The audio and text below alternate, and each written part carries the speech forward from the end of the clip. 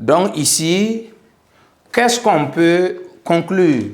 Voilà, c'est dire tout ce qu'on vient de, voilà, tout ce qu'on vient de voir là de façon résumée. Voilà, donc, qu'est-ce qu'on va noter? On va dire quoi? Au cours de l'électrolyse de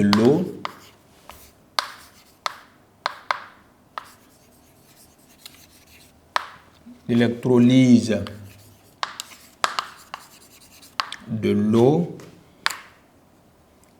ce qui est important, l'eau disparaît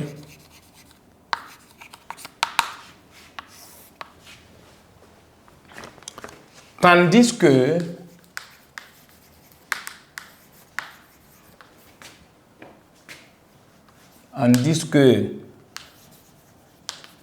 le dioxygène et le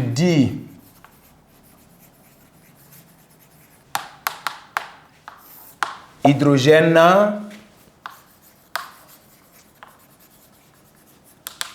se forment.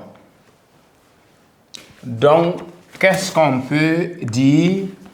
On peut dire que réellement, c'est en 2 points, c'est une réaction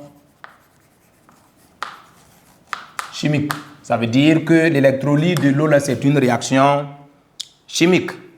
Maintenant, on peut ajouter cette propriété également. L'électrolyse de l'eau, là, est endothermique. Voilà, on peut retenir ça. Et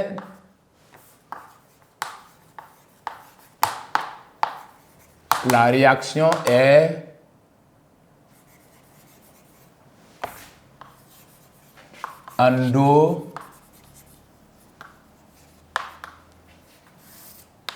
endothermique. Voilà, donc, qu'est-ce qu'une réaction endothermique? Puisque il y a des réactions qui sont exothermiques, ça veut dire que ça dégage de la chaleur. Il y a d'autres qui est endothermique, ça veut dire que ça consomme de l'énergie, puisque la chaleur c'est de l'énergie. Ça consomme de l'énergie. Il y a d'autres lames qui est athermique. Voilà, ça veut dire qu'il y a des réactions qui ne dégagent pas, il y a des réactions qui ne dégagent pas. Il y a d'autres aussi qui ne consomment pas. Donc, c'est une réaction qui ne dégage pas, qui ne consomme pas, est une réaction qui est athermique. Voilà, mais pour notre expérience en ce qui concerne l'électrolyse de l'eau, cette réaction-là est endothermique. Ici, on a parlé de réaction chimique.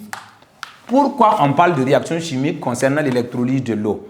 En 4e, vous avez vu ce qu'on appelle les réactions chimiques, c'est-à-dire la combustion du carbone dans le dioxygène et la combustion du dihydrogène dans le dioxygène. En 4e, vous avez vu ça en chimie.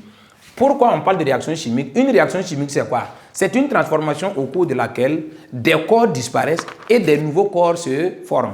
Maintenant, en chimie, il y a des termes qu'on utilise. Les corps qui disparaissent là, on les appelle des réactifs. Et puis, ceux qui se forment là sont appelés ce qu'on appelle des produits. Voilà, donc en 4e, vous avez vu ce qu'on appelle la combustion du dihydrogène et combustion du carbone dans le dioxygène. On a vu que c'est C plus O2 qui donne CO2.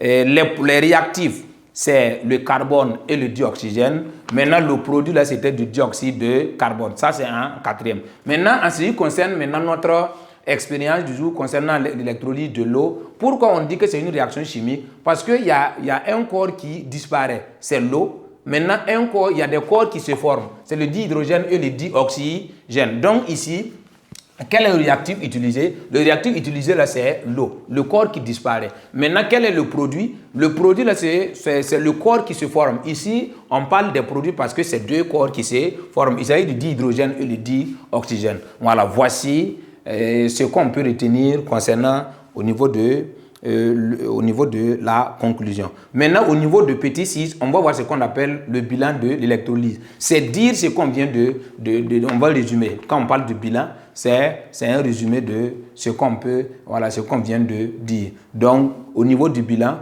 on va parler de réactif, qui est l'eau. Les produits formés, c'est le dioxygène et le dihydrogène. C'est le bilan maintenant de tout ça là qu'on va prendre maintenant pour pour faire ce qu'on appelle une équation concernant ce qu'on appelle l'équation de l'électrolyse de l'eau que vous devez retenir pour toujours.